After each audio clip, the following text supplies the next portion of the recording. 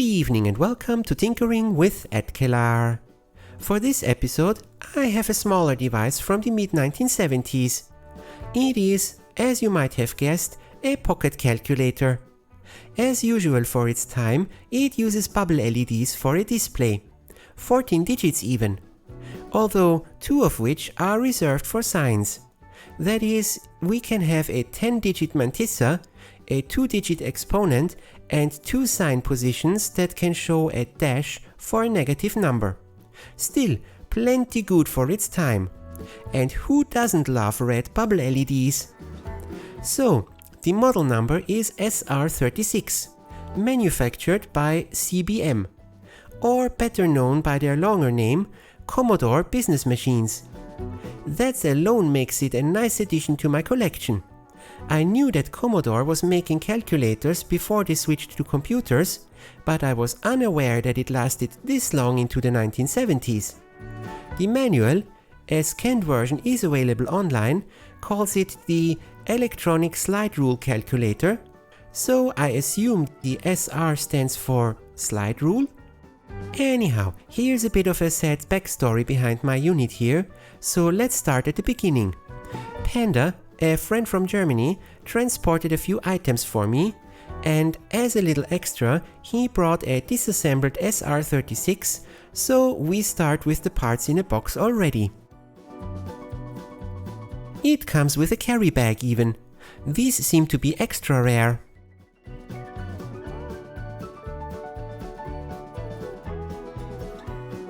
The rear case cover seems okay. And now for the PCBs. The calculator has 3 of them, wired together with a bunch of wires. One for the display, one for the keyboard, and the third one for all the components. There is quite a bit of green on the traces. This does not bode well.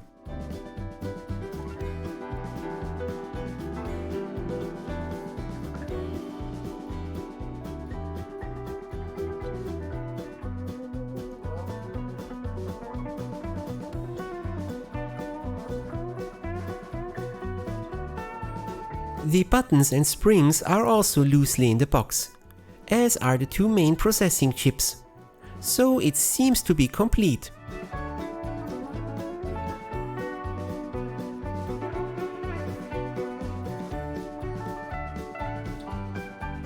The wiring is a bit sus. The green stuff, most likely the remains from a busted NiCad cell, has tarnished the copper. I decided to desolder them and replace them eventually. Makes handling the PCBs easier too.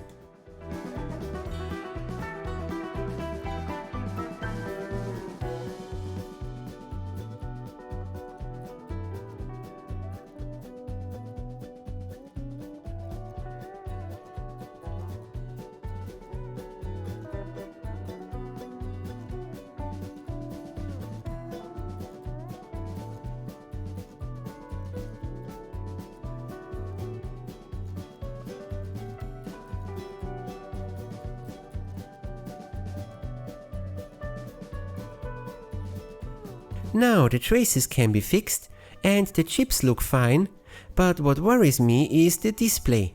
So let's check on that first. The bubbles are heat staked to the PCB. These old displays had the LED directly bonded to the PCB traces and then covered them with the lenses.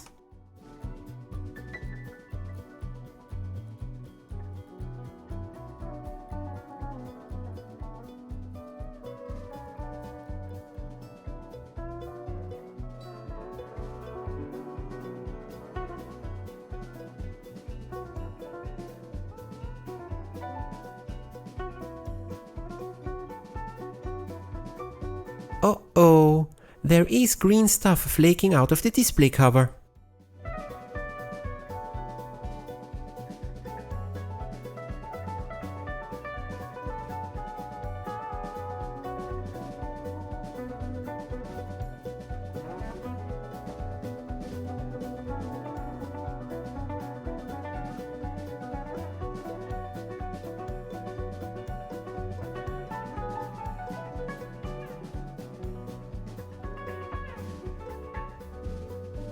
Nope, this does not look good at all.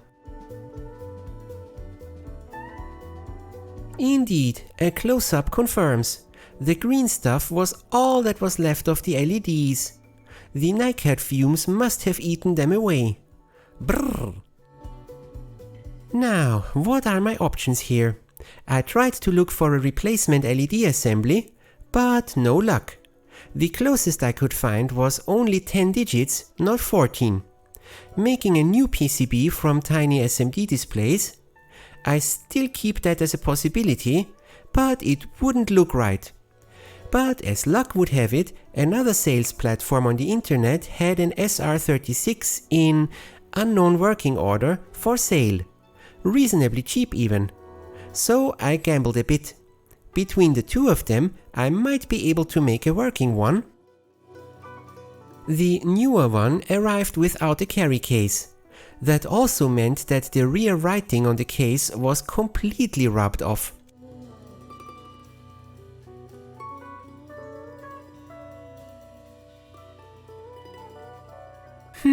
It has a 9-volt battery in it. That's odd. Officially, it runs on 6 volt. That and the wires that look a bit patched makes me think somebody has modded this.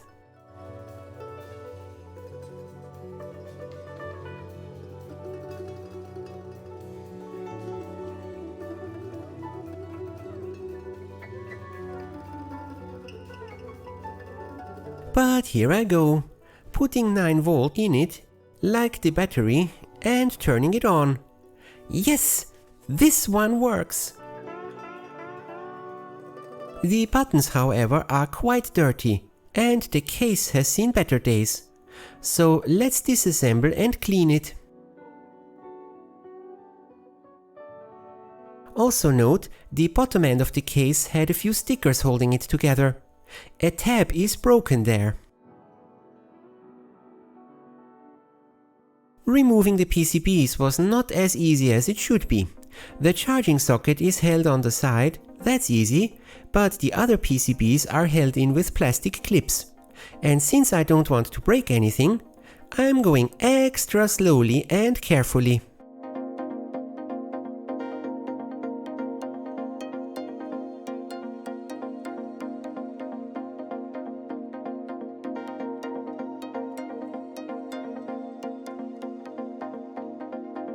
With the display PCB out, I can fold over the main PCB to gain access to the keyboard screws. I later found out that the keyboard would also come out with a few plastic clips. But since I wanted to clean the buttons anyway,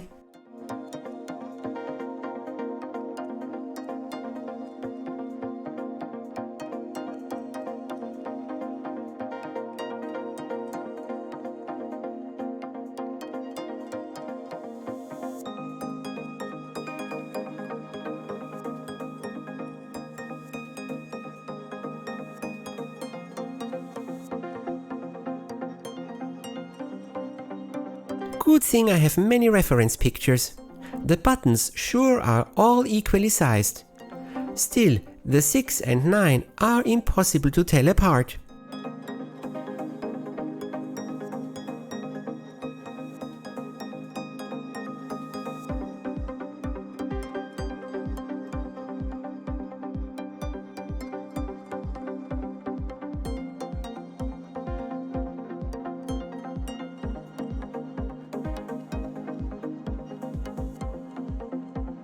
And of course, recapping, there's 4 electrolytics in this one. It does come with an integrated charging circuit for the battery pack after all.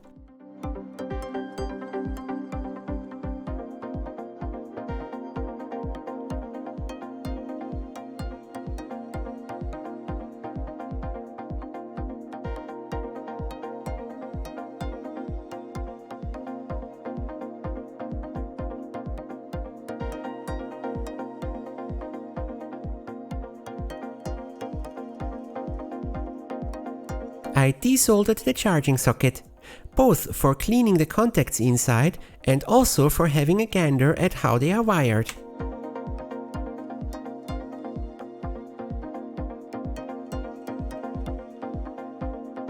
Next, I want to get the socketed chips out for a peek underneath and a bit of contact cleaner.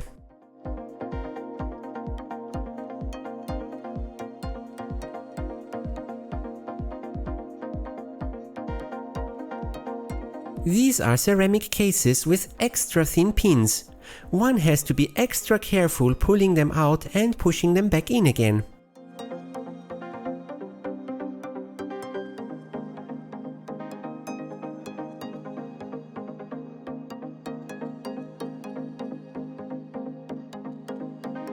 Getting the wiring ready for the new battery pack.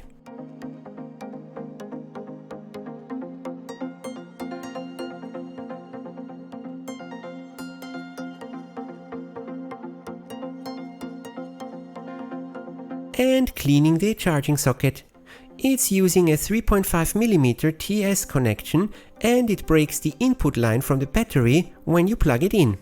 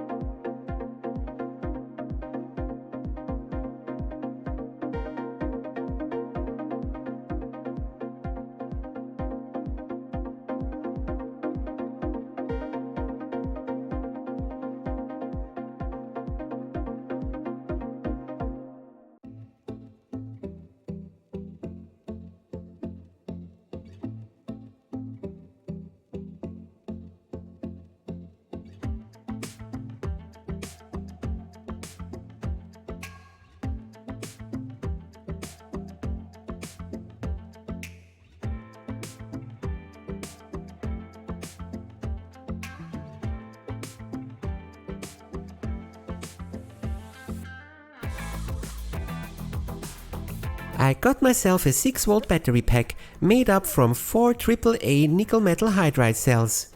The pack is almost the same size of a 9V battery, so it should fit.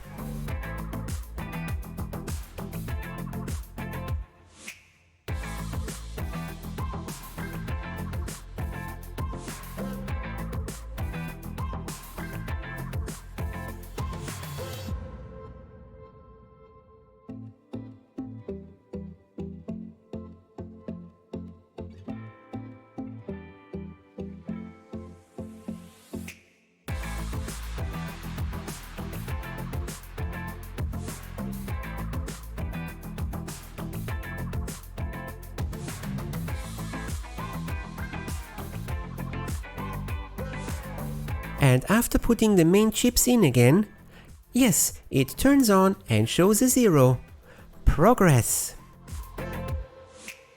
Cleanup time.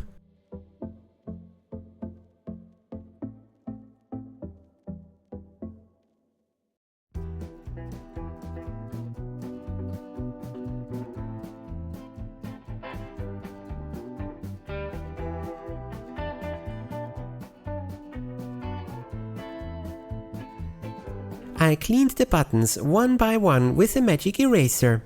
They are a bit dull, but at least they are not dirty anymore.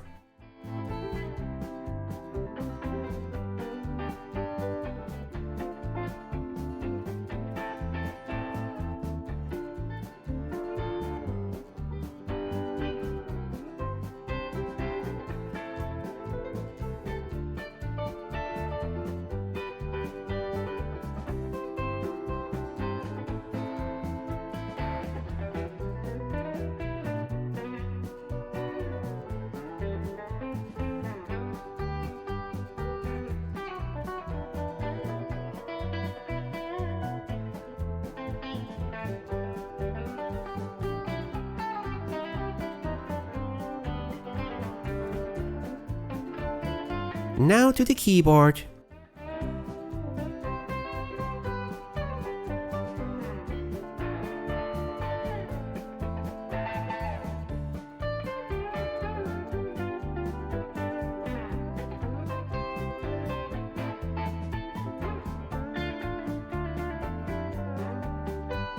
Working back to front with the buttons is again asking for trouble, so I checked before I put the springs in, and indeed, the top row was reversed.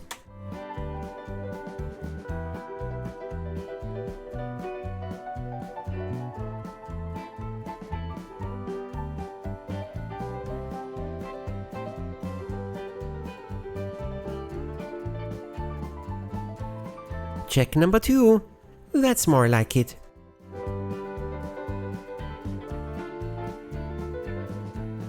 And now to the springs.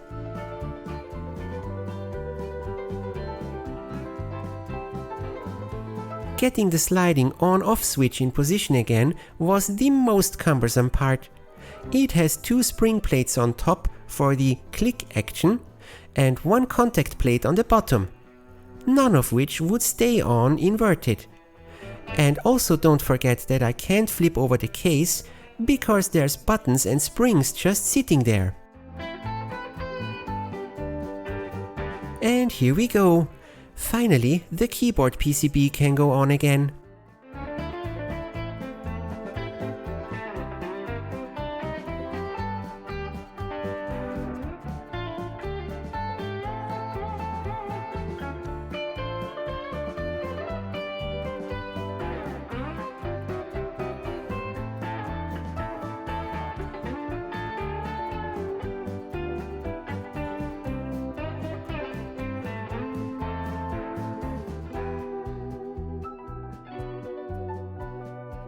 A quick function check. Yes, seems plausible. Fitting everything into the case again.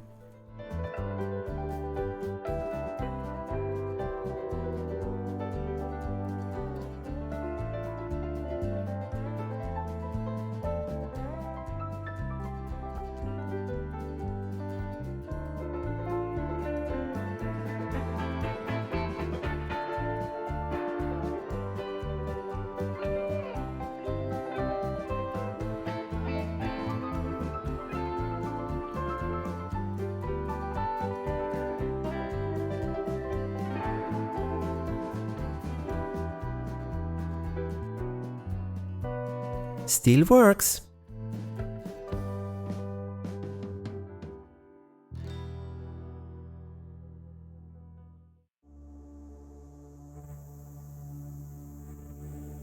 I decided to use the rear cover from the broken unit.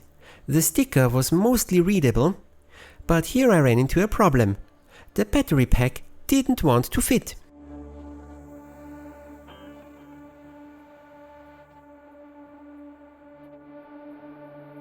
It is ever so slightly too thick. I am not sure what the original one was, so first try, can I get the pack to get a bit more flatter?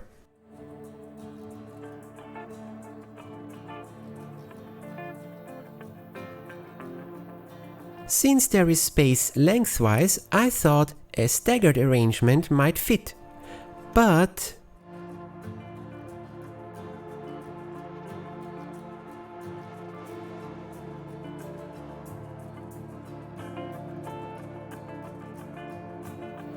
it turns out that these batteries are glued together and won't come apart without possibly damaging them. Turns out that there are 1/2 AA cells around. If I use 4 of these to get to the required voltage, I can squeeze them into the space of 2 AA cells. That would fit perfectly. And after quite a bit of waiting, they arrived.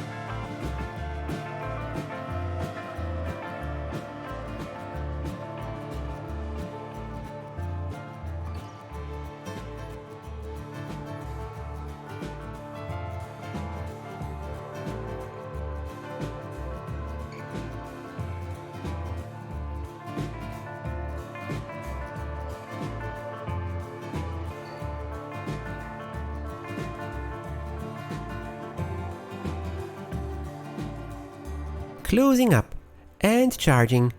I did get myself a cheap 6-volt adapter. Adding a matching plug was easy enough.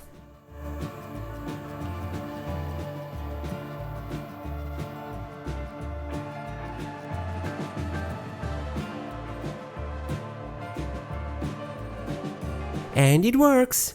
Woohoo! A classic 1970s Commodore pocket calculator made from 2 original meh and oh my god states.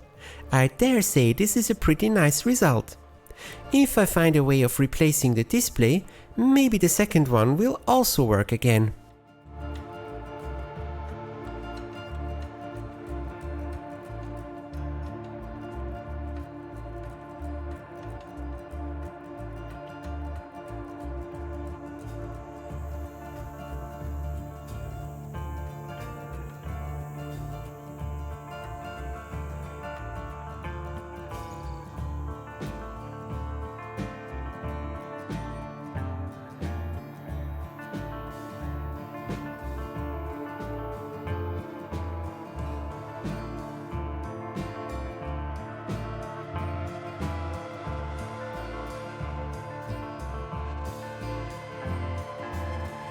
As a quick side note, there seems to have been slightly different revisions of this model. I keep seeing ones where the exponent numbers are smaller than the normal ones, but not on mine here. Exactly the same size. I also have seen pictures where the 2 chips are clearly swapped compared to mine. So careful when you look at pictures for reference. And that's it for this episode. I hope you enjoyed this vintage calculator topic. See you next time!